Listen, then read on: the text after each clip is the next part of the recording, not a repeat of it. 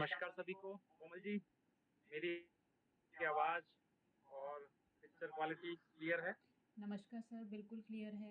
नमस्कार सर, बिल्कुल क्लियर है। ठीक है, मुझे लगता है टाइम हो गया और जो शिक्षक साथी हमारे सेशन में जुड़े हुए हैं, उनका तो स्वागत है और 1 आध मिनट और देख लेते हैं कि और अधिक जो हमारे मेंटोर हैं, टीचर हैं, साथ हमारे जुड़ जाएँ। फिर विधिवत रूप से हम अपना सेशन स्टार्ट करते हैं।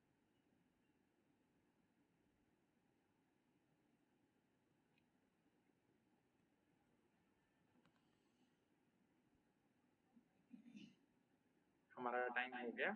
हम आज का सत्र प्रारंभ करते हैं।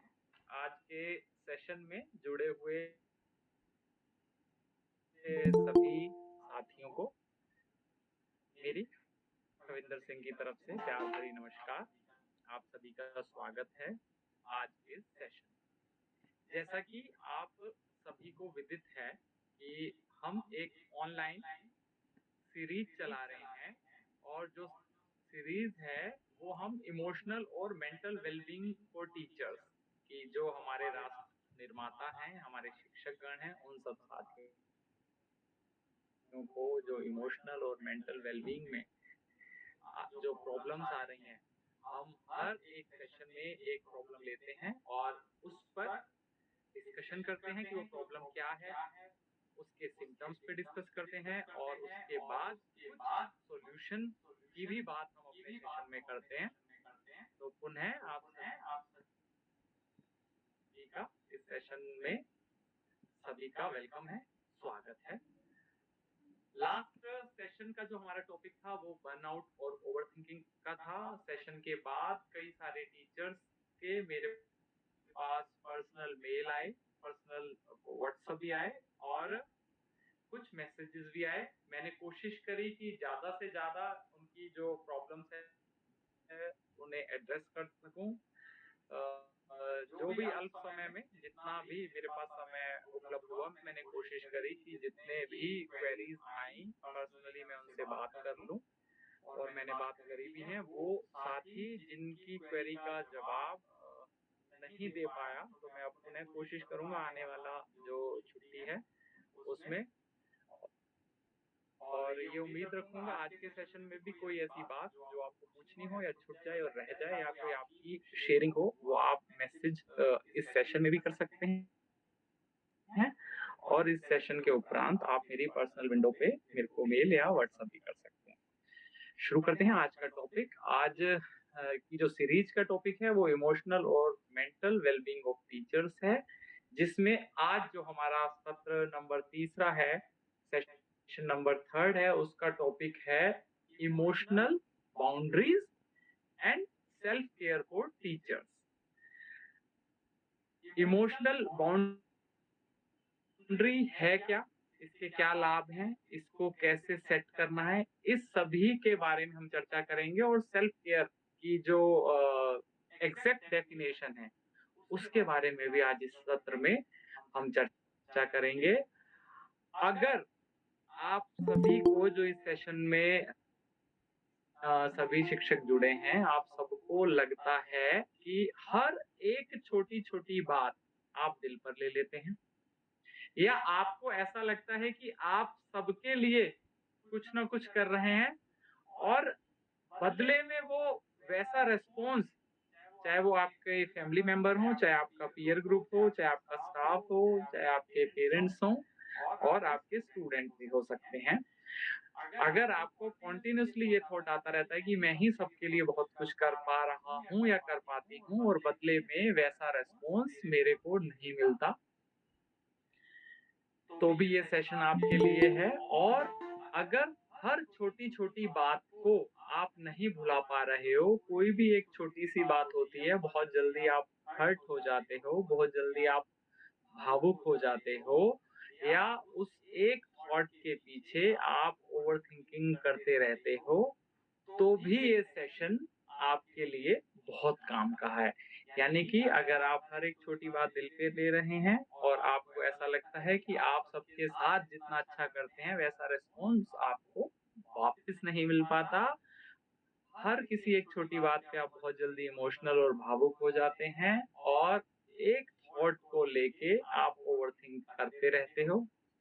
इन सभी प्रॉब्लम को हम आज के सेशन में एड्रेस करेंगे और आज हम ये भी सीखेंगे कि खुद को खोए बिना हम इमोशनल स्टेबल कैसे रहें और अपनी सेल्फ केयर पर फोकस्ड कैसे रहें और सेल्फ केयर की एग्जैक्ट डेफिनेशन क्या है। तो पुनः आते हैं आज के टॉपिक पे, इमोशनल बाउंड्रीज। सीधी सी बात है, बाउंड्री आ गई है, जहां बाउंड्री आ गई है वहां दीवार आ गई। पर अब ये दीवार वो ईंट गारे पत्थर वाली दीवार नहीं है, ये दीवार है इमोशनल बाउंड्रीज की। सीधे और सरल शब्दों में अगर मैं कहूं कि मैं कहां तक अपने साथियों को, अपने समाज को, अपने स्टूडेंट्स को, अपने गार्जियन को या अपने से जुड़े जितना भी संसार है, मैं अपना यानी सेल्फ कहां तक मुझे देना है और इस देने के क्रम में मुझे कहाँ अपनी लिमिट सेट करनी, यानी मुझे कहाँ वो बाउंड्री सेट करनी है और मैं कहाँ उस बाउंड्री पे रुकूंगा। पुनः इमोशनल बाउंड्री एक ऐसी दीवार है जो वर्चुअल है, वो ईंट गारे पत्थर की दीवार नहीं है।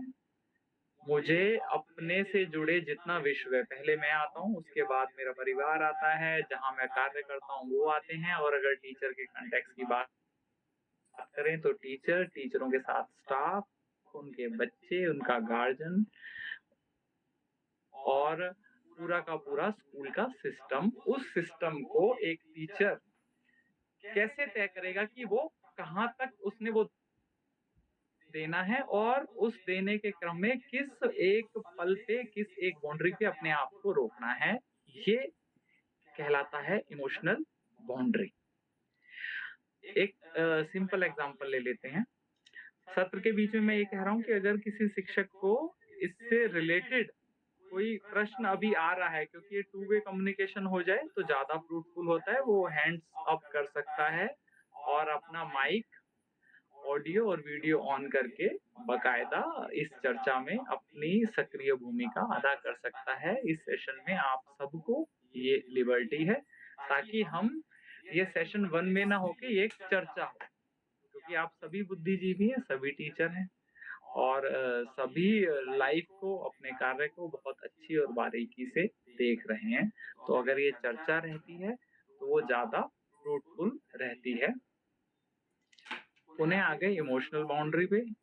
एक एग्जांपल देता हूँ टीचर के कंटेक्स्ट में। मान लो एक स्टूडेंट की प्रॉब्लम है, टीचर का जो ड्यूटी है, फर्ज है, उसको गाइड करना, उसको सलाह देना उस एक प्रॉब्लम की, ना कि उसकी पूरी लाइफ टाइम की प्रॉब्लम को फिक्स करना। यानी उसको गाइड करना, स्टूडेंट की प्रॉब्लम को अगर हम कुछ मार्गदर्शन दे सकते हैं, उसे गाइड कर सकते हैं, ये हमारा कर्तव्य है। पर उसकी की पूरी लाइफ की हर एक प्रॉब्लम को अगर फिक्स करने की रिस्पॉन्सिबिलिटी ये हमारी नहीं है। तो जिस टीचर ने, मेंटोर ने ये बाउंड्री सेट नहीं करी, तो वो खुद को धीरे धीरे बर्नआउट कर देगा, खुद को धीरे खत्म कर देगा। और अगर ये इमोशनल बाउंड्री सेट नहीं करता है तो धीरे धीरे उसकी प्रोडक्टिविटी और उसके कंसिक्वेंसेस, जो हम आगे सत्र में चर्चा करेंगे, वो भी कि बहुत सारे इसके बैड इफेक्ट उसकी इमोशनल और मेंटल वेलबींग पर भी आएंगे और उसके बाद उसके फिजिकल भी आएंगे। एक चर्चा करता हूँ, कई बार क्या लगता है, मैंने अपने सेशन के दौरान बहुत सारे लोगों से बात करी, उसमें टीचर भी हैं और जो टीचिंग क्षेत्र से नहीं जुड़े हुए वो भी हैं, और अपने परिवार वालों से भी कई बार बात करता हूँ। तो एक कॉमन क्वेश्चन या एक कॉमन कंसर्न, बड़ा आप भी सुनते होंगे अपने आसपास, ये निकल के आता है जीवन की सच्चाई कि मैं तो सबके लिए सब करता हूँ, मैंने ये करा, इवन चाहे अपने परिवार के लिए, अपने भाई बहनों के लिए, माता पिता के लिए, पर मेरे को वापस ऐसा जैसा मैं करता हूँ, जितना मैं अच्छा करता हूँ, वो वापस मेरे को रिटर्न में नहीं मिलता। ये भाव बहुतायत में पाया हो सकता है मेरे में भी ये भाव है और आप बहुत सारे लोगों ने भी ये एक क्षण लाइफ में बहुत आते होंगे जब आपको ऐसा फील होता होगा कि जब मैं सब दुनिया के लिए करता हूँ, चाहे अपनी फैमिली हो, बच्चे हों, माँ-बाप हो, अपने स्टूडेंट हैं या फिर स्कूल के साथी हैं या कोई भी हमारे यार, दोस्त, मित्र, रिश्तेदार हैं, कि जितना मैं अच्छा करता हूँ मुझे वो रेसिप्रोकेट नहीं करता। कई बार तो ये भी सुनने में आया है और सबको हमने एक्सपीरियंस करा है कि होता क्या है कि जब तक मुझसे किसी को काम है, सब मेरे से मीठा बोलते हैं और जब वो काम करवा जाते हैं, उसके बाद उनकी आँख बदल जाती है, वो मुझसे बात करना छोड़ देते हैं, यानी कि बड़ा हर्ट होता है आपको। हम सभी को हर्ट होता है कि काम निकल जाने के बाद इन्होंने मेरे को यूज़ एंड थ्रो कर दिया या मेरी इतनी बात नहीं करी। तो उससे सीढ़ी जैसा एक महसूस होता है। अक्सर इंसान, ये प्रकृति का नियम है कि जिस सीढ़ी पर चढ़कर वो छत पर पहुँचता है या ऊँचाइयों पे पहुँचता है, अक्सर उसी सीढ़ी को पहला धक्का वही इंसान देता है जिस सीढ़ी का इस्तेमाल करके वो ऊपर चढ़ा है। अब इसको किसी भी कॉन्टेक्स्ट में आप अपने जीवन में आत्मसात कर सकते हैं, अपने किसी भी रिलेशनशिप को लेके। तो अगर आपको भी ऐसा लगता है तो आप ये मत सोचिए कि किसी तरह के गिल्ट में मत रहिए कि आप गलत थे या आप किसी के काम आए। ये जो सीढ़ी बनने का काम है, इसके प्रति आप ग्रैटिट्यूड रखें। हर व्यक्ति सीढ़ी नहीं बन सकता, हर व्यक्ति किसी के काम नहीं आ सकता। तो इस जो आपके भाव को अपनी कमजोरी ना समझें, अपनी खूबी समझें और आप ईश्वर को धन्यवाद दें कि आपको इतने योग्य बनाया है, इतने सक्षम बनाया है कि आप किसी के काम आ ही तो रहे हो। कोई आपसे काम ले आप किसी से काम की अपेक्षा नहीं कर रहे। अगर कोई व्यक्ति, कोई मित्र आया और आपके द्वारा हेल्प से वो ऊपर बढ़ा और उसके बाद वो पूछे चाहे ना पूछे, पर अगर आप भी उसके जीवन में वो सीढ़ी हैं, तो आप खुश रहें, आप धन्यवाद दें ईश्वर को, आप ग्रैटिट्यूड रखें कि आप वो सीढ़ी बने, ईश्वर ने आपको उतना सक्षमता, उतना योग्यता दी कि आप किसी के काम आ पाए। तो ये आपकी खूबी है, आपकी कमजोरी नहीं है। चलिए ये तो सत्र से हट के बात थी। अब हम अपने उसी टॉपिक पे चलते हैं, इमोशनल बाउंड्रीज पे चलते हैं। मेरे साथ जितने टीचर जुड़े हुए हैं, मैं पुनः उनसे रिक्वेस्ट करूँगा कि आपको अपने टीचिंग के दौरान या शिक्षण कार्य करते हुए सबसे ज़्यादा स्ट्रेस किस चीज़ से आता है? स्टूडेंट से आता है, पेरेंट्स से आता है, मैनेजमेंट से आता है, अपने पीयर ग्रुप, अपने जो साथी हैं, शिक्षक साथी, उनसे आता है। इस बात का जवाब आप लिख भी सकते हैं और ऑन करके आप बता भी सकते हैं। जी, जी, अनिल जी ने बताया है। अनिल जी आप वीडियो ऑन करके भी बता सकते हैं अपनी शेयरिंग कि किस बात से सबसे ज़्यादा स्ट्रेस आता है? जी, अनिल जी। आपकी ऑडियो बंद है, हम आपको सुन नहीं गुड पा रहे इवनिंग अनिल सर, जी। गुड इवनिंग सर, गुड अपनी evening good evening Anil ji. Sir. जो मोस्टली सबसे पहले तो मैं आपका बहुत बहुत धन्यवाद अदा करता हूँ कि आपने इतना इम्पोर्टेंट सेशन रखा और सभी वैल्यूएबल पर्सनालिटीज से मिलने का मौका मिला। तो बड़े भाई जी का बहुत बहुत हार्दिक धन्यवाद। आपका भी धन्यवाद। जी, मैं ज़्यादातर जो प्राइवेट स्कूल्स में और अपनी टीचिंग लाइफ में देखा है वो मैनेजमेंट से देखा है और अपने जो प्रेशर होता है एग्जाम का उससे देखा है, मोस्टली मैनेजमेंट से देखा है कि सिलेबस टाइम से कराओ, बच्चों के नंबर अच्छे आने चाहिए, प्रोजेक्ट वर्क कराओ, पेरेंट्स को लगातार कांटेक्ट में रखो। बाकी स्टडी का इतना प्रॉब्लम नहीं होता जितना अदर वर्क का होता है टीचर पे। बिल्कुल सही पॉइंट उठाया अनिल जी आपने। और एक टीचर ना पढ़ाने के अतिरिक्त बहुत सारे काम करता है। जैसे आपने बताया कि पढ़ाने की टेंशन से ज़्यादा जो स्ट्रेस है, वो शिक्षण कार्य के साथ जो अन्य रिस्पॉन्सिबिलिटीज आपको मिलती हैं उससे भी आपको ये स्ट्रेस आता है।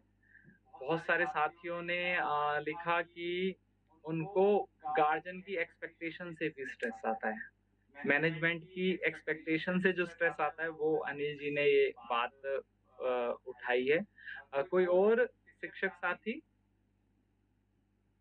इसमें पॉइंट ऐड ऑन करना चाहे अभी कि किस बात का स्ट्रेस सबसे ज्यादा उन्हें आता है? हमारे साथ जितने टीचर जुड़े हुए हैं,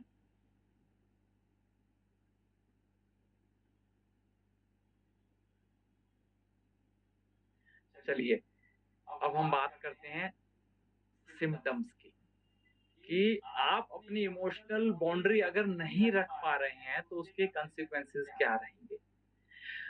जैसा अनिल जी ने बताया कि टीचर की लाइफ में बहुत सारे प्रेशर रहते हैं। उसको सिर्फ स्टूडेंट को पढ़ाना ही नहीं है, उसको उन स्टूडेंट को ओवरऑल ऑलराउंड डेवलपमेंट करना है। उसमें सिर्फ उसको सिर्फ तथ्यों का नॉलेज एनहेंस नहीं करनी, उसके इमोशंस को भी संभालना है।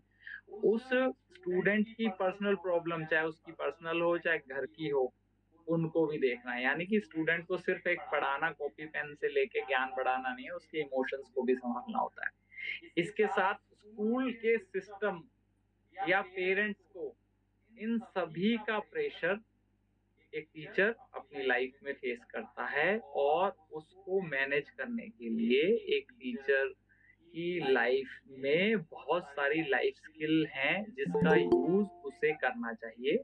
और अगर वो इन लाइफ स्किल को यूज नहीं करता है या अपनी, जैसे एक लाइफ स्किल की बात आज हम कर रहे हैं, जो इमोशनल बाउंड्रीज हैं, अगर इनको आप अपनी लाइफ में एनकलकेट नहीं करते तो कभी-कभी टीचर, स्टूडेंट, उनके पेरेंट्स, स्कूल सिस्टम, इन सभी का जो एक्सपेक्टेशन है उसका प्रेशर इतना इतना ज्यादा टीचर के ऊपर हो जाता है।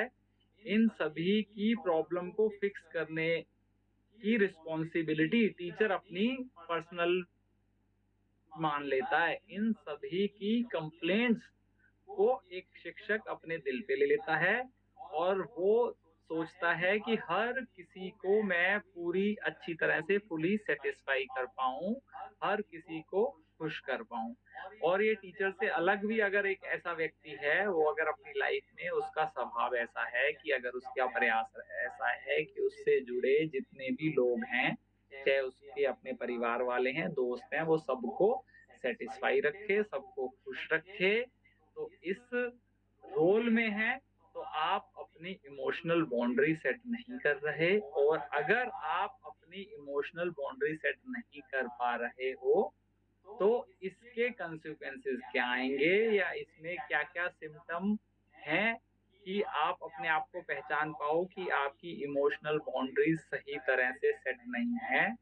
तो आपको इसके ये सिम्पटम हैं। अगर आप इमोशनल थक रहे हैं, आपको इमोशनल थकान हो रही है, आप बर्नआउट हो रहे हैं, आप ओवरथिंकिंग कर रहे हैं, आप सेल्फ डाउट में हैं, आप हमेशा एक तरह अजीब-सा इरिटेशन आपको रहती है या फ्रस्ट्रेशन रहती है, या फिर जॉब की जो सेटिस्फेक्शन होता है ना, कार्य करने के बाद आदमी को संतुष्टि होती है, वो संतुष्टि का जो भाव है वो आप में नहीं आ रहा।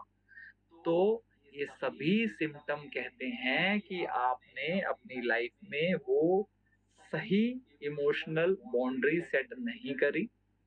यानी कि इमोशनल थक रहे हो, बर्नआउट हो रहे हो, ओवरथिंकिंग हो रही है, आप सेल्फ डाउट में हो, आप हमेशा इरिटेट रहते हो, आप हमेशा फ्रस्ट्रेट रहते हो, तो ये सब आपको अलार्म करता है, इंगित करता है कि आपको अब तुरंत इमीडिएट अपनी इमोशनल बाउंड्री सेट करनी है। और इन सभी मानसिक परेशानियों के साथ-साथ आपका जो फिजिकल प्रॉब्लम है, जैसे अक्सर मैंने देखा है टीचर्स को हाई बीपी रहने लग गया है, शुगर रहने लग गया है, ओवरथिंकिंग करते-करते वो दिमाग में हमेशा हाइपर रहते हैं, तो इमोशनल वेलबीइंग तो बिगड़ता ही बिगड़ता है, उसके साथ आपका जो फिज़िकल है, आपकी शारीरिक परेशानी भी बढ़ जाती है और कॉमन सिम्पटम बीपी, शुगर ये तो लगभग-लगभग हर व्यक्ति को होंगे।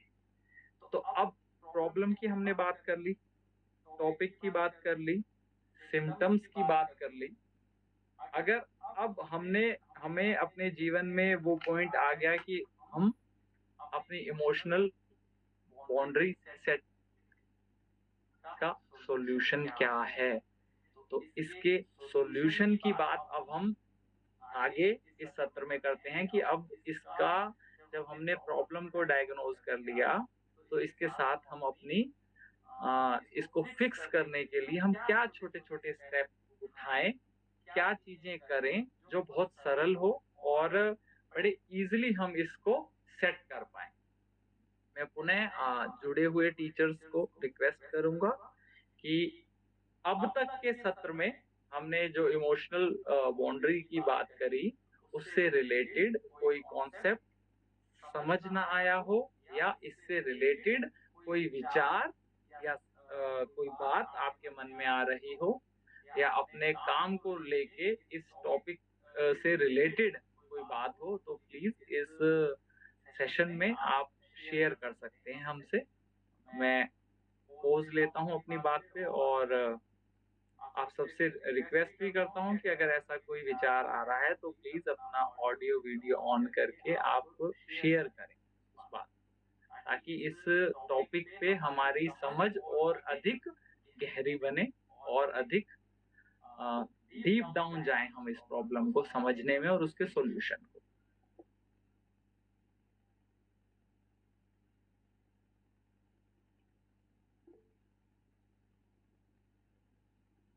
जी, ज्योति मैम ने हाथ खड़ा जी मैम वेलकम।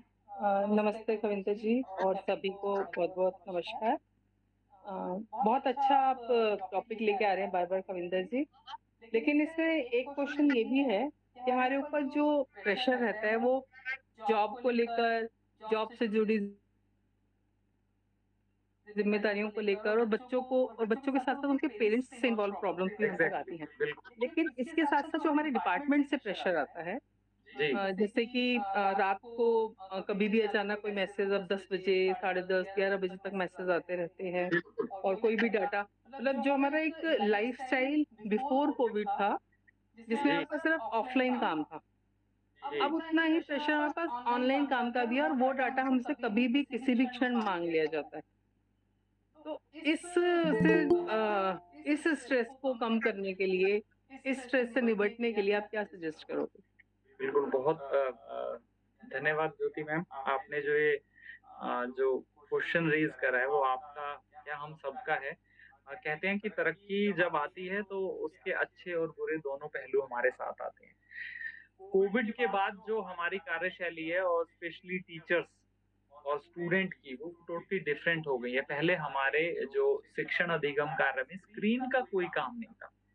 कहीं न कहीं 2019 के बाद कोविड और पोस्ट कोविड ये स्क्रीन की भूमिका एक टीचर की लाइफ में बहुत ज़्यादा आ गई है और स्टूडेंट की लाइफ में। पहले हम कॉपी पेन से पढ़ाते थे और ठीक है टेक्नोलॉजी का धन्यवाद उन दिनों जिन दिनों फिजिकल हमारे स्कूल बंद हो गए थे, इस टेक्नोलॉजी का ही सहारा लेके हम अपने स्टूडेंट से जुड़े रहे और हमने अपनी शिक्षण अधिगम प्रक्रिया जारी रखी।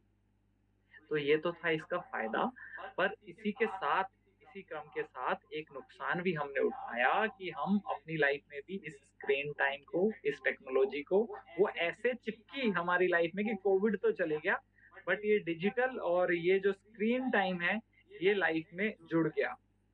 व्हाट्सएप ग्रुप बन गए, पहले क्या होता था ऑफ़लाइन चलते थे स्कूल, जितने टाइम स्कूल में हैं, स्कूल की समस्या या स्कूल का कार्य करें, जब घर आ गए तो घर। बट आज इस मोबाइल के ज़रिए, इन स्क्रीन के ज़रिए, इस टेक्नोलॉजी के ज़रिए हम 24 घंटे अपने ऑफ़िस के ऑर्डर से भी जुड़े रहते हैं। बेस्ट पार्ट ये है कि काम तुरंत हो जाता है और वर्स्ट पार्ट ये है कि हमारा जो मी टाइम है, हमारा आवर टाइम है, हमारा फैमिली टाइम है, वो ज़ाया ज़रूर होता है। यानी कि हम 24/7 एकदम सर्विलांस में है। डिजिटल का ये फायदा भी हुआ है और नुकसान यही है कि हमारा जो स्क्रीन टाइम है बहुत ज़्यादा बढ़ गया है और उसके कंसिक्वेंसेस जो बैड इफेक्ट है, चाहे हमारी नज़र कमज़ोर होनी हो, चाहे हमें हमारी अटेंशन पावर कम होनी हो, ये हमारे साथ दूर हुआ है। ये हमारे साथ समस्या आई है और इसी के साथ हमारे बच्चों के साथ भी। अब बच्चा कॉपी पेन लेके ज्योति मैम नहीं पढ़ता। मेरे अपने पर्सनल बच्चे अगर वो लेक्चर देखते हैं, जैसे हम कॉपी में पढ़ते थे, वो वीडियो देख रहे होते हैं। अगर वो कॉन्सेप्ट आता है, वो कॉपी पेन उठा के वो पढ़ते नहीं है उस कॉन्सेप्ट को, उसकी वीडियो बना लेते हैं। तो कई बार मैं उन्हें उदाहरण देता हूँ कि कोई खेत में काम कर रहा था और फावड़ा चला रहा था और हम देख रहे हैं उसको कि कितना आसान है कि उठाया और फावड़ा चलाया। ऐसा पर अगर हम वो फावड़े को खुद खेत पे चलाएंगे, जब हमें पता लगेगा कितना एफर्ट्स, कितना टाइम इसमें लगता है। ऐसे ही वो स्टूडेंट है जो उस कॉन्सेप्ट की सिर्फ वीडियो देख रहा है, यानी मैथ को भी, गणित जैसे विषय को भी बच्चों को मैंने देखा, फिजिकल के डेरिवेशन भी वो स्क्रीन पे होते हुए देख रहे हैं कि एक्स वाई ऐसे हो गया, और जब वो खुद करेंगे तो उनकी थिंकिंग पावर ज्यादा बढ़ेगी। आपके प्रश्न पर आते हैं कि इनको कैसे कम करना चाहिए। इनको तो ये तो एक मुहिम चलनी चाहिए कि हमें अपने जो शिक्षण अधिगम कार्य में इस डिजिटल जो क्रांति हुई है, उस डिजिटल या स्क्रीन टाइम को कम करने की हमें अपने प्रशासन से भी ये रिक्वेस्ट करनी चाहिए और हम अपने पर्सनल रूल भी सेट कर सकते हैं। मैंने अपने पर्सनल रूल सेट करे हैं। अपना एग्जांपल बताता हूँ कि आप कह रहे हैं, तो वो स्विच ऑफ रखें अपना फोन। इवन हम अपने बच्चों को भी ये बोलें कि स्क्रीन से ना पढ़ें, कॉपी पेन से पढ़ें। और एक आपकी प्रॉब्लम की जो 24 घंटे हमें जो ये ऑर्डर आते रहते हैं, इसके लिए भी टीचर्स को साथ मिलकर मैं ये रिक्वेस्ट अपने प्रशासन से भी करना चाहूँगा कि उसकी भी पर्सनल लाइफ है। एक बाउंड्री, जैसे इमोशनल बाउंड्री की बात हमने करी, तो प्रशासन को भी चाहिए कि एक बाउंड्री सेट करे एक शिक्षक से। उसके कार्य जो समय है उसमें तो कितना भी समय ले ले, बट जब वो घर आ जाए तो ये अनावश्यक के ऑर्डर और ये ऑड टाइम में ये ना टीचर को दिए जाए। तो धन्यवाद ज्योति जी, अच्छा लगा, आपका क्वेश्चन बड़ा रेलेवेंट था। अब हम बात कर रहे थे सॉल्यूशंस की। सॉल्यूशन बड़े सिंपल है इमोशनल बाउंड्रीज के। एक एक करके हम इन सॉल्यूशन की बात करते रहेंगे और कोशिश करेंगे कि आज से ही इनको हम अपनी लाइफ में आत्मसात करें। सिंपल सा एक पहला सॉल्यूशन है कि everything is your to fix. हर एक चीज की जिम्मेदारी आपकी नहीं। आप कोशिश कर सकते हैं पर आप गारंटर नहीं, आप गारंटी नहीं ले सकते।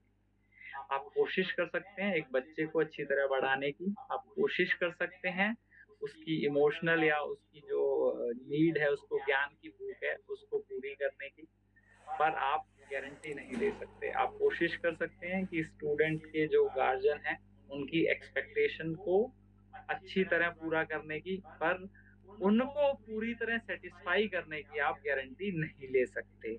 इसी तरह आप स्कूल प्रशासन द्वारा दिए गए शिक्षण कार्य के अतिरिक्त जो हमें कार्य मिलते हैं, आप कोशिश कर सकते हैं कि शिक्षण कार्य के अतिरिक्त इन कार्य को अच्छी तरह आप कर पाओ, पर सारा का सारा वजन, सारी की सारी रिस्पॉन्सिबिलिटी, गारंटी आप नहीं ले सकते। तो पहला सॉल्यूशन आप अपने लाइफ में डाल लें कि not everything is your to fix. हर एक चीज की जिम्मेदारी आपकी नहीं है। इस टैगलाइन को आप कहीं लिख लें, नहीं तो मस्तिष्क पटल पे लिख लें, और इस भाव के साथ अब आप अपने काम को करें। अगला सॉल्यूशन की बात करते हैं। अच्छा, सॉल्यूशन बड़े ऐसे हैं कि बड़े सरल हैं। कई बार बहुत सरल चीज ना हमें डाइजेस्ट नहीं होती कि इतना सरल भी कोई सॉल्यूशन होता है। एग्जांपल लेते हैं, किसी को कहा कि मेरी हेल्थ नहीं बन रही, उसको अगर कोई ये कहे कि सुबह ब्रह्म मुहूर्त पे उठो और सैर करो, तो उसको पचता नहीं है। वो कहता है ये तो बड़ा इजी सा है, कोई कॉम्प्लिकेटेड सा आंसर दो। या हर आदमी को ये हो गया कि जो जटिल है वो ही अच्छा होगा, बल्कि जीवन के जो रहस्य हैं, जीवन को जीने की, जिस लाइफ स्किल की बात इस सेशन में करी थी कि एक टीचर को बहुत सारी लाइफ स्किल चाहिए, तो इस लाइफ स्किल बहुत सरल है, बहुत सिंपल है, और गहराई से सोचें कि सरल होना ही आजकल आज की जिंदगी में कठिन है। तो इन सरल सरल उपायों को ही हमने कोशिश करते हैं कि हम अपने सत्र में जो भी समस्या उठाएं, जो भी समस्या चर्चा के लिए हम लें, उस समस्या का जो निवारण है, उसके जो उपाय हैं, सॉल्यूशन है, वो बहुत ज्यादा सरल रखें। जैसा पहला उपाय हमने बताया कि हर चीज की गारंटी लेनी छोड़ दें, हर एक चीज की जिम्मेदारी आपकी नहीं है। ऐसा ही सरल हमारा दूसरा सॉल्यूशन है, लर्न टू से नो। नो कहना सीख लो। अक्सर हम देखते हैं कि नो को बड़ा रूड माना जाता है कि यार नो तो करना ही नहीं है, कि नो कहना ही गलत है, जबकि वास्तविकता कुछ और है। मेंटल क्लैरिटी आपकी प्रदान करता है नो। आप अपने को भी और दूसरों को भी मेंटल क्लैरिटी देते हैं जब आप नो कहते हैं। बहुत अच्छा है कि सब स्टैंडर्ड गलत या लेट काम करने की बजाय आप वो काम ना करें, आप सबको नो बोलें, और इस नो को आप अपने दैनिक जीवन में भी, अपने परिवार में भी इस्तेमाल कर सकते हैं, और आप अपने जहाँ कार्य क्षेत्र है, जहाँ आप काम कर रहे हैं, वहाँ भी आप इस्तेमाल कर सकते हैं कि लर्न टू से नो। जो काम आपका है उसे आप करिए, बहुत अच्छी तरह से करिए, ईमानदारी से करिए, पर जो काम आपका नहीं है, या जो काम को अगर आपका मस्तिष्क और आपका शरीर अभी करने के लिए सक्षम नहीं है, आपकी टाइम लिमिट, आपकी शरीर की कैपेसिटी से वो बाहर जा रहा है, आप तुरंत नो बोलिए, क्योंकि ये जो नो है, लर्न टू से नो, ये आपको भी मेंटल क्लैरिटी देगा, और जो आपको काम दे रहा है उसको भी मेंटल क्लैरिटी देगा कि ये काम नो आ गया, वो किसी और को इस कार्य को प्रदत्त कर दे, किसी और को आवंटन कर दे इस कार्य को, ताकि कार्य सफल ना हो। तो इस लर्न टू से नो को जितनी जल्दी आप अपने जीवन में आत्मसात कर लेंगे, ढाल लेंगे, उतना ही सरल और अच्छा आप अपने कार्य को अधिक प्रोडक्टिव तरीके से आप करने में सक्षम रहेंगे। तीसरी जो बात करते हैं हम, तीसरी सॉल्यूशन की, उसको नाम दिया है हमने इमोशनल डिटैचमेंट। अब इसको सरल शब्दों में कैसे समझे इमोशनल डिटैचमेंट को? यानी हम अपने विद्यार्थियों की, अगर टीचर के कंटेक्स्ट में बात करें, अच्छा ये इमोशनल जो डिटैचमेंट है, आप एक टीचर हो तो आप टीचर के कंटेक्स्ट में आप इसको समझो, अगर आप एक नॉर्मल व्यक्ति हो तो इसको आप अपनी लाइफ में भी इसको ढाल सकते हैं, आत्मसात कर सकते हैं कि इमोशनल डिटैचमेंट तो हर आदमी के लिए बहुत जरूरी है। अब इमोशनल डिटैचमेंट कैसे करें? हम केयर करें, कंट्रोल नहीं। कंसर्न रखें, कंट्रोल को छोड़ दें। केयर करें, ओवर अटैच ना हो। चाहे वो स्कूल की बात करें कि अपने बच्चों की, अपने स्टूडेंट की केयर करें, उनसे ओवर अटैच ना हो, उनको सही मार्गदर्शन दें, उनको पढ़ाएं, उनको इमोशनल अगर कोई प्रॉब्लम आ रही है अच्छे से गाइड करें, बट ओवर अटैच नहीं होना है। यानी कोई बच्चा अगर किसी विषय में या किसी कक्षा में फेल हो गया तो उसको गाइड करें, उसको समझाएं, उसकी कमियों को पहचानें, वो उसको बताएं, और उसको बताएं इस कमियों पे ऐसे काम करना है। यानी सिर्फ मॉनिटर करें, तो उसकी ऑनरशिप या ओवर अटैचमेंट ना करें। ये टीचर के लिए भी नुकसानदायक है और बच्चे के लिए भी नुकसानदायक है। अक्सर हम देखते हैं कि बच्चे बहुत इमोशनल होते हैं, भावुक होते हैं। कुछ जो विद्यालय स्तर के जो शिक्षक हैं, जो टीनेजर बच्चे होते हैं, वो बहुत ज्यादा कई बार अपने जो टीचर से अटैच हो जाते हैं। तो इमोशनल डिटैचमेंट, बच्चों को भी आदत डालें कि वो अपने स्कूली जीवन में ही इस इमोशनल डिटैचमेंट को सीख लें।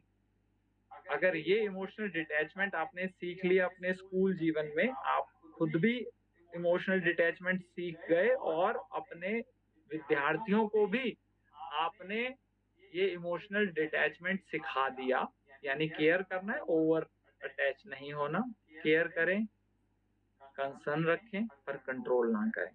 तो उस विद्यार्थी का जो भावी जीवन है, चाहे वो अपने कहीं ऑफिस में काम करेगा वहां भी वो अच्छा रहेगा, और उसका जो पारिवारिक जीवन है, उसके जो रिलेशनशिप वाला क्वोशेंट है,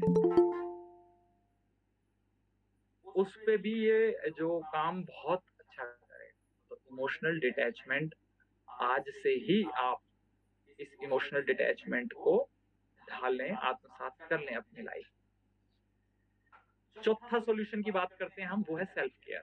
हमारा टॉपिक भी आज का emotional boundaries and self care. अब सेल्फ केयर को हमेशा सेल्फिश के तौर पे अक्सर समाज देखता है कि अपनी ही परवाह करनी, दूसरे की नहीं करनी, जबकि ये मिथ है। सेल्फ केयर एक लग्जरी नहीं है, सेल्फ केयर रिस्पॉन्सिबिलिटी है।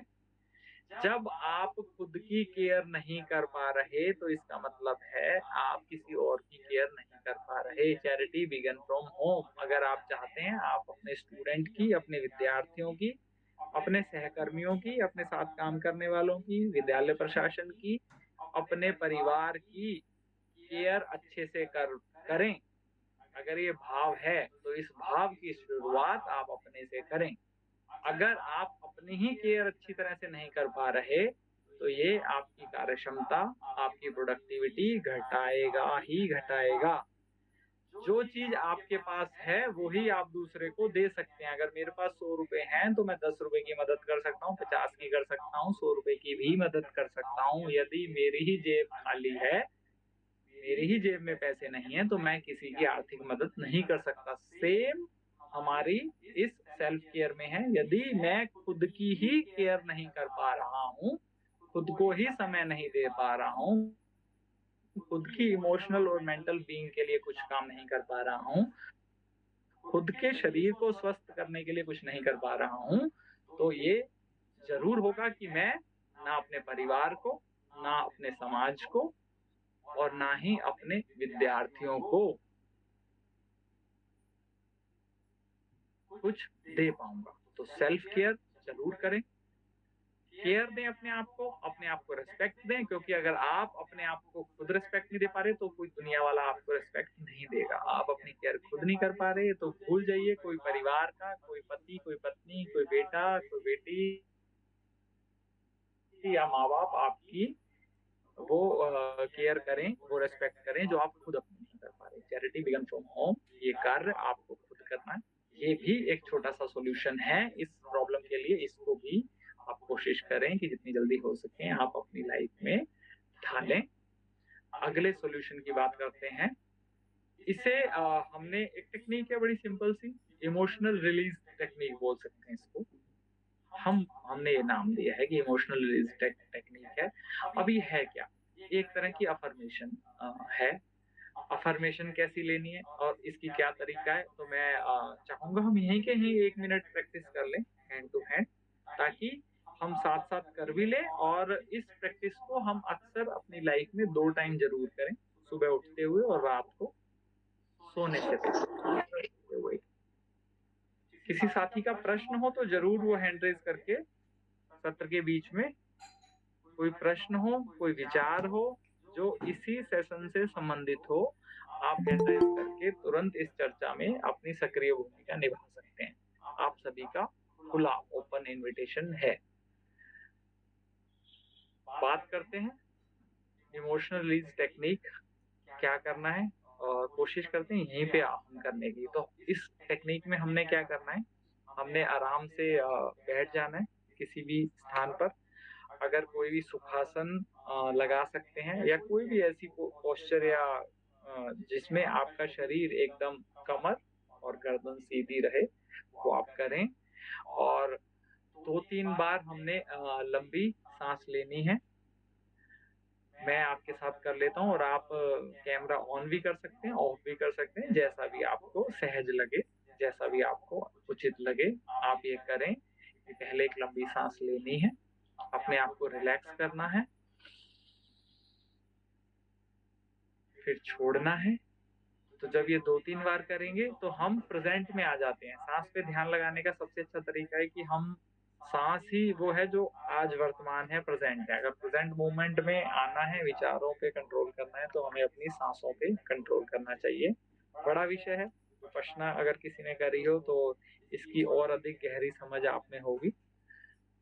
खैर, अपनी अफर्मेशन टेक्निक पे वापस आते हैं। जब आप लंबी सांस लेके अपना मन शांत कर लें, तो आपने ये 2 लाइन बोलनी है कि I try my best for better result. मैं अपनी पूरी कोशिश कर रहा हूं अच्छे परिणामों के लिए।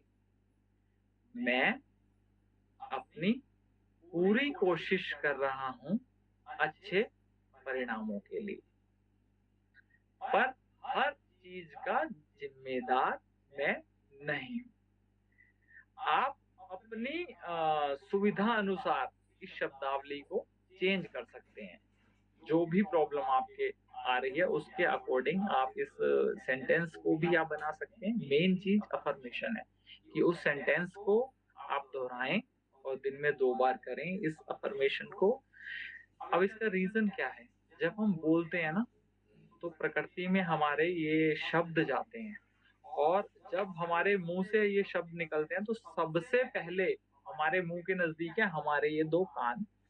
सबसे पहले वो अफर्मेशन हम सुनते हैं, उसके बाद ये प्रकृति में जाते हैं, हमारे श्रोता सुनते हैं। यानी अब जो मैं लेक्चर दे रहा हूँ या जो चर्चा कर रहे हैं, जो मैं बोल रहा हूँ, सबसे पहले मेरे कान वो सुन रहे हैं। यानी जो मैं बोल रहा हूँ उसका असर सबसे पहले मुझ पे आता है। इसीलिए कहते हैं कि कभी भी बुरी बात अपने मुंह से नहीं निकालनी चाहिए, क्योंकि अगर हम ऐसी बुरी बात निकालते हैं तो सबसे पहले उसका जो दुष्प्रभाव है हम पे पड़ता है। तो दुष्प्रभाव ना पड़े, इसीलिए हम ये अफर्मेशन में अच्छे शब्द बोलते हैं।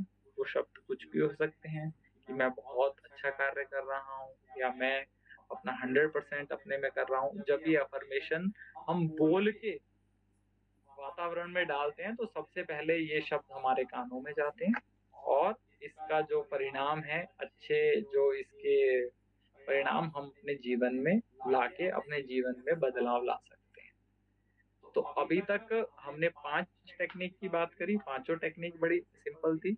2 टेक्निक की और बात करेंगे, अपने सेशन को फिर समाप्ति की ओर ले जाएंगे। एक टेक्निक है ग्रेटिट्यूड शिफ्ट। पिछली बार भी ओवर थिंकिंग और बर्नआउट में हमने करा था, और इस इमोशनल बाउंड्रीज में तो जरूर करा था, क्योंकि इस इमोशनल बाउंड्री की सेशन की शुरुआत जो हमने करी थी वो ऐसे करी थी कि अगर आपको लग रहा है कि सब आपका यूज कर रहे हैं, सब आपसे काम लेते हैं, आपके काम कोई नहीं आ रहा, तो ये जो छठी टेक्निक ग्रेटिट्यूड शिफ्ट है, इसमें जब जब आपके मन में ऐसा भाव आए कि सब सिर्फ आपसे काम लेते हैं, सिर्फ काम के लिए आपको बात करते हैं, याद करते हैं, यानी आपको ऐसा लगता है कि मैं इस्तेमाल हो रहा हूँ, तो इस भाव से आप परेशान मत होना। जैसे सेशन के शुरू में सीढ़ी वाली बात कही थी कि सीढ़ी हो तो आपको लगता है यूज एंड थ्रो कर गया कोई, मेरा इस्तेमाल करा और आगे बढ़ गया। मैं तो सीढ़ी हूँ, सबसे पहली लात मुझे मार दी या सबसे पहला धक्का मुझे मार दिया। इसको ग्रेटिट्यूड शिफ्ट करना है, इस विचार को सिर्फ शिफ्ट करना है। अपनी सिचुएशन वही रहे। अगर आपके लाइफ में ऐसा बार बार हो रहा है कि सब आप से काम करवाते हैं और बाद में पूछते हैं, तो आप खुश हो कि ईश्वर ने आपको ऐसी पोजीशन पे, ऐसी जगह पर प्लेस करा है कि लोग आपके पास आ रहे हैं कि आप उनका काम कर दो, यानी आप उनसे ज्यादा सक्षम हो। इस बात का धन्यवाद हमेशा ईश्वर को दें कि आप ऐसी, आपका प्लेसमेंट ऐसी जगह है, आप इस पोजीशन पर हैं कि लोग आपसे, लोगों के आप काम आ पा रहे हो, लोग आपसे काम करवा पा रहे हैं। तो आपका हाथ हमेशा यूं है, देने वाले भाव में है, लेने वाले भाव में नहीं है।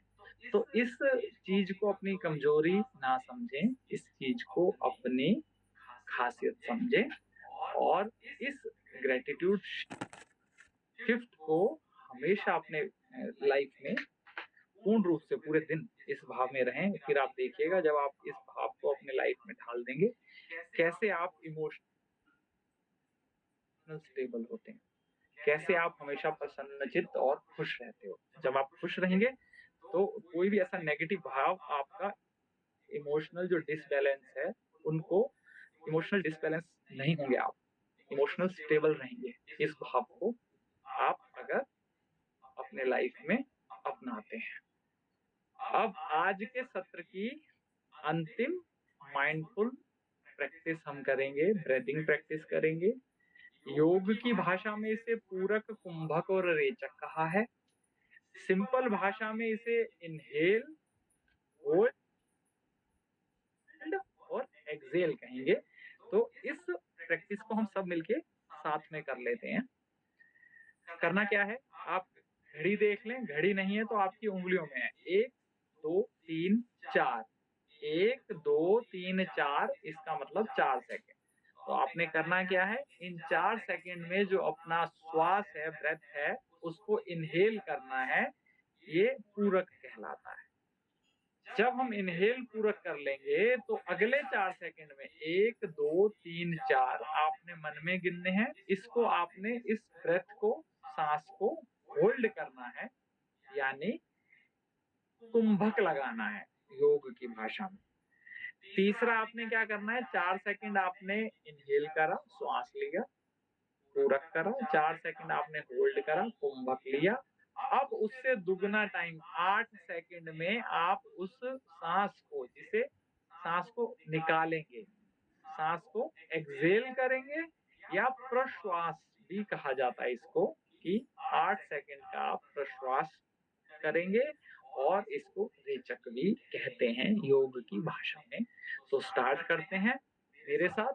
मैं उंगलियां स्क्रीन पे दिखाने की कोशिश करूंगा, क्योंकि सांस आपको पहले इनटेक करनी है, इनहेल करनी है। तो आप सभी मिलके कोशिश करें, जैसे जैसे मेरी उंगलियां चलती रहें स्क्रीन पर, वो आपने इनहेल करना है। अगली उंगलियां चलेंगी, आपने 4 सेकेंड का होल्ड करना है। अगली 8 उंगलियां चलेंगी, आपने उस 8 सेकेंड में एक्सेल यानी प्रश्वास करना है। तो शुरू करते हैं। आप अपनी कमर और गर्दन सीधी करें, मेरुदंड सीधा करें अपना, और स्टार्ट करते हैं सांस लेने से।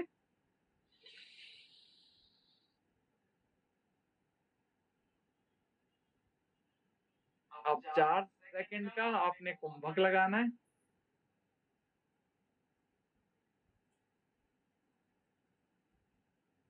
अब 8 सेकंड में आपने एक्सेल करना।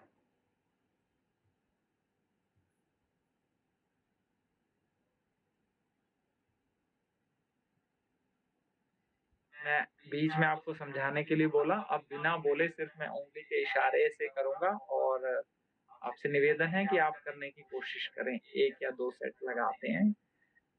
श्वास, इनहेल, होल्ड, एक्सेल।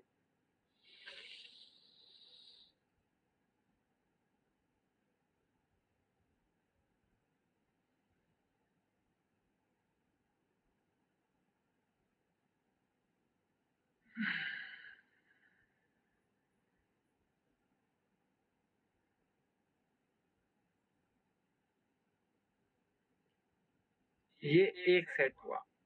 अब तुरंत अगला लेते हैं, फिर 4 सेकेंड इनहेल, 4 सेकेंड होल्ड और 8 सेकेंड एक्सेल।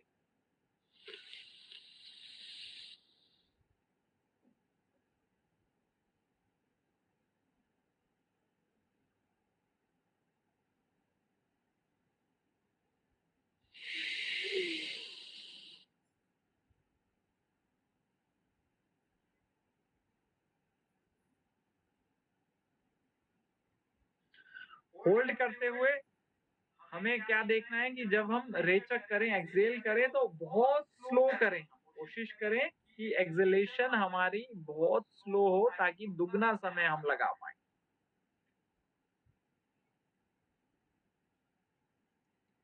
तो ये थी टेक्निक्स हमारी। एक बार रिपीट कर देते हैं। पहली टेक्निक थी not everything is your to fix, हर चीज की जिम्मेदारी आपकी नहीं है। दूसरा सॉल्यूशन इमोशनल बाउंड्री सेटअप करने के लिए था कि लर्न टू से नो। तीसरा हमने कहा इमोशनल डिटैचमेंट, यानी कि केयर करें, कंट्रोल ना करें, केयर करें, ओवर अटैच ना हो। चौथा सेल्फ केयर करें। सेल्फ केयर रिस्पॉन्सिबिलिटी है आपकी, लग्जरी नहीं। आपकी केयर और आपकी रिस्पेक्ट आपको ही करनी है। पांचवी टेक्निक की बात करी हमने, इमोशनल रिलीज टेक्निक, जिसमें हम अफर्मेशन करते हैं सुबह और शाम। आपको 2 सेंटेंस बोलने हैं, ऊँची आवाज़ में बोलने हैं, पहले लंबी साँस लेनी है, उसको छोड़ना है, मन को शांत करना है, फिर अगर इमोशनल स्टेबल करना है या कोई कार्य आपको डिस्टर्ब कर रहा है, उससे रिलेटेड आपने वो अफ़र्मेशन जो लाइन है, अपने जीवन से, अपनी निजी समस्या से रिलेटेड खुद चुननी है और उसको बोलना है स्पष्ट रूप से, ऊँची आवाज़ में, ताकि आपकी आवाज़ सबसे पहले आपके कानों में। छठा ग्रैटिट्यूड शिफ्ट, अगर आपको लगता है कि आपकी लाइफ में बहुत सारा मेस है, आपको लोग इस्तेमाल कर रहे हैं, तो हमेशा ईश्वर का धन्यवाद रखें इस बात का कि लोगों के काम आप आ रहे हैं। और 7वीं हम कोशिश करें इन माइंडफुल टेक्निक को, जिसको हम ब्रीथिंग टेक्निक भी कह सकते हैं। हमने पिछले सत्र में 5 से 6 ब्रीथिंग टेक्निक कराई थी, जिसमें नेचर वॉक था, ये ब्रीथिंग भी था, माइंडफुलनेस की बहुत सारी 3-4 टेक्निक बताई थी और इसकी चर्चा हम आने वाले सत्र में भी आपसे करेंगे और कोशिश करेंगे कि हम यहीं इस सत्र में इसकी प्रैक्टिस करें। तो आज हमने जो तीसरा सेशन था, अब हम इसके अंतिम पड़ाव पर हैं। एक बार हम रिकैप कर लेते हैं कि ये जो सेशन था इमोशनल और मेंटल वेलबींग फॉर टीचर के लिए था। आज हमारा तीसरा सेशन था। इससे पहले जो सेशन था वो हमारा बर्नआउट और ओवरथिंकिंग पे थे। आज का जो हमारा सेशन था उसका टॉपिक है इमोशनल बाउंड्रीज। तो इमोशनल बाउंड्री क्या है, पहले हमने वो समझी कि इमोशनल बाउंड्री एक फिजिकल दीवार नहीं है। इमोशनल बाउंड्री के तहत मैं अपने वातावरण को कहाँ तक दूंगा और मुझे इस देने के क्रम में अपने आप को कहाँ पर रोकना है, ये इमोशनल बाउंड्री है। तो इसकी परिभाषा समझी, फिर इसके एग्जाम्पल समझे। जैसे स्टूडेंट की लाइफ में कोई प्रॉब्लम है तो उसको मार्गदर्शन करिए, उसे गाइड करिए, बट उसकी पूरी की पूरी लाइफ टाइम की प्रॉब्लम को फिक्स करने की रिस्पॉन्सिबिलिटी आपकी नहीं है। और तीसरा हमने ये सीखा कि अगर आप सीडी हो तो ये आपकी खूबी है, कमजोरी नहीं है। तो इसलिए लोगों के काम आते रहिए, खुल के आइए। फिर हमने सिम्टम्स की बात करी कि सिम्टम, अगर आपको इमोशनल थकान है, बर्नआउट है, ओवरथिंकर हो, आप इरिटेशन में रहते हो, आपको हमेशा सेल्फ डाउट रहता है, फ्रस्ट्रेशन रहती है और बहुत सारी फिजिकल प्रॉब्लम जो मेंटल प्रॉब्लम से आती है, जैसे कि बीपी, शुगर, तो भी ये इस प्रॉब्लम के सिम्टम हैं। इन सिम्टम के बाद हमने बात की इनकी सॉल्यूशन की। सॉल्यूशन 2 बार दोहरा चुका हूँ, तीसरी बार बोल देते हैं। सारी प्रॉब्लम आपकी फिक्स करने की जिम्मेदारी आपकी नहीं है। लर्न टू से नो। आपको इमोशनल डिटैचमेंट को अपने लाइफ में ढालना पड़ेगा। आपको अपनी सेल्फ केयर करनी चाहिए। कोई भी अफर्मेशन या इमोशनल रिलीज टेक्निक को दिन में 2 बार आप जरूर करें। ग्रेटिट्यूड शिफ्ट करें और माइंडफुल की जितनी प्रैक्टिस है, जैसे आज हमने कराई ब्रीथिंग, वो आप अपने जीवन में करें। ये कुछ सॉल्यूशन थे। तो कोशिश करेंगे कि अगले सेशन जो अगले सप्ताह हम लेके आएंगे कि नई प्रॉब्लम जो काम आएंगी। जो टीचर साथी नहीं भी हैं, तो ये ऐसा नहीं है कि ये टीचर्स के लिए सीरीज है, ये आम जन के लिए नहीं है। टीचर भी एक आम एक साधारण मानव ही है और सारी ये प्रॉब्लम एक कॉमन मैन की भी है।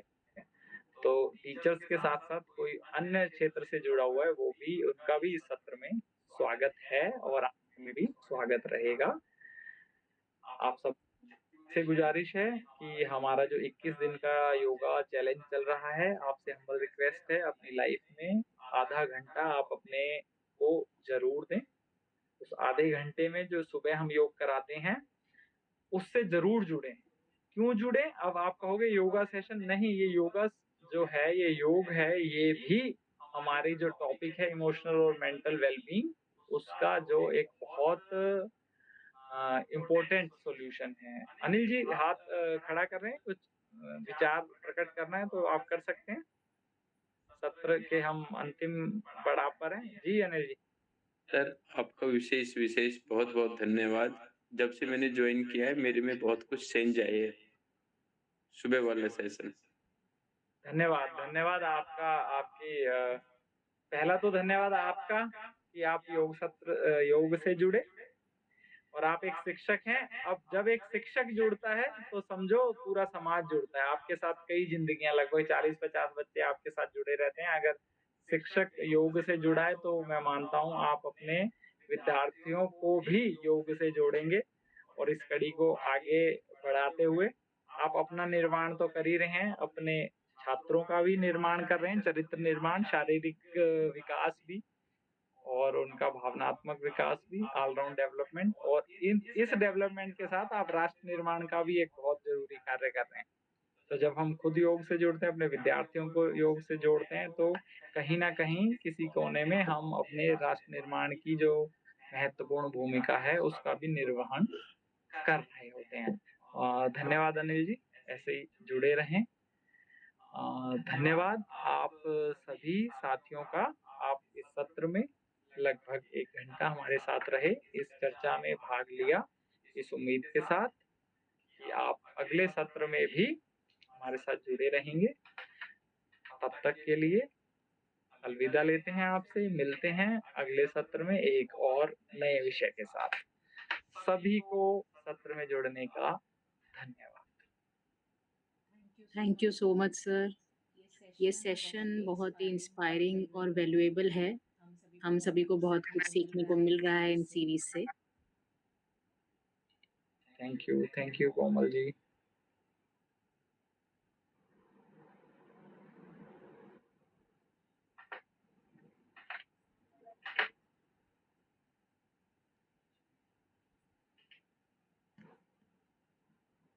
भानुप्रिया जी धन्यवाद आपका भी। कोमल चौधरी जी आपका भी धन्यवाद सत्र में जुड़ने के लिए।